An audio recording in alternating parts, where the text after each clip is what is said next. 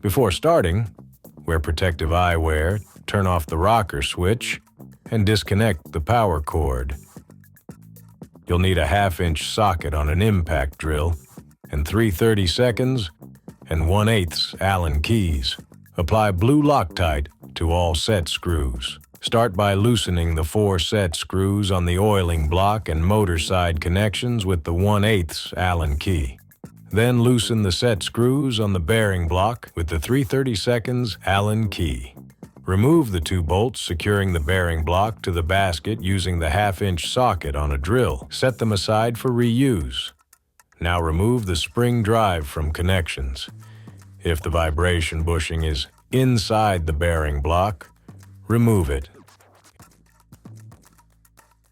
Insert the new spring drive through the bearing block, ensuring the bearing faces the motor. Apply blue Loctite to set screws and install the oiling block side connection. Ensure that it is fully inserted and tighten. Install the motor side connection.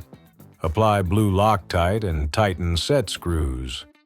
Slide the new vibration bushing flush with the bearing on the bearing block. Apply blue Loctite to set screws and tighten slightly. Align the bearing block with the basket holes. Loosely screw the bolts and tighten with the 1/2-inch socket.